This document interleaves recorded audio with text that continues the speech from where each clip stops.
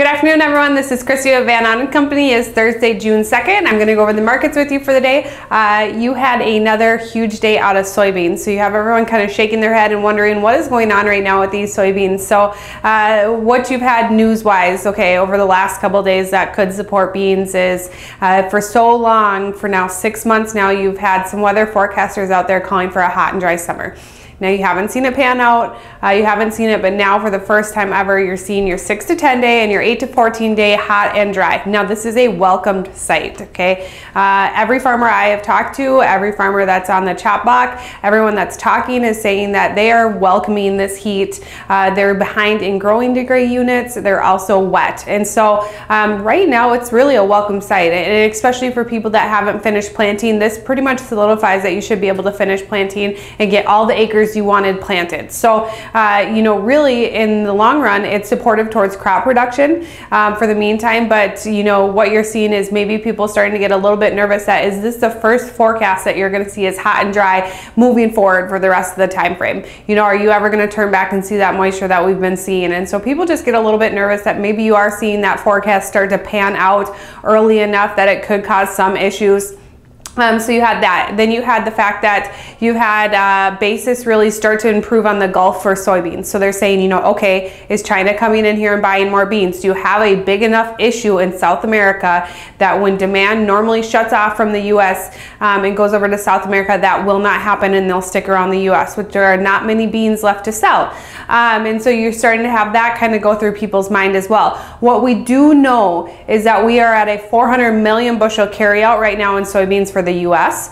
We are forecasted at a 305 million bushel carryout in soybeans off an acre number that a lot of people believe that will be higher, and also 170 million bushel increase in demand when a price is $2 more than it's supposed to be, or that it was when you saw this demand increase. So really what you're calling for is very bearish fundamentals behind this market, but what people just do not care about right now is the fundamentals. So this is a technical driven market. You have managed money being very active in this market, and you have to imagine that once again it was managed money coming in here and buying beans, because beans were up 43 on your front month and corn was up 2, wheat was up 7 to 11 cents. So you just did not see that movement. And if you are calling for hot and dry, that should also be supportive towards corn.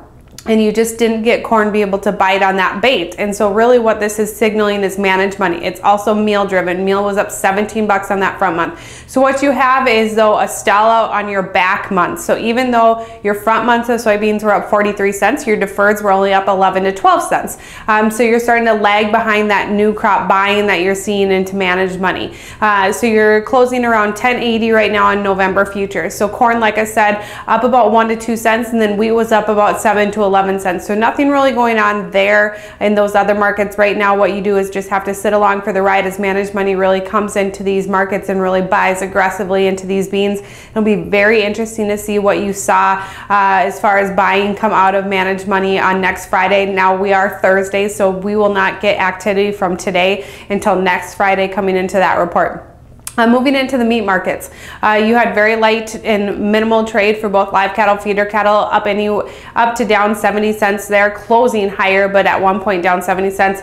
Feeder cattle or lean hogs up just over a buck there, so support. Outside markets did not do a whole lot. Dollar was anywhere from 10 cents higher to 10 cents lower, and then crude and the Dow didn't want to do so whole lot. So really what you had was all wrapped around the bean positioning that you had. You're going to have a crop report next week.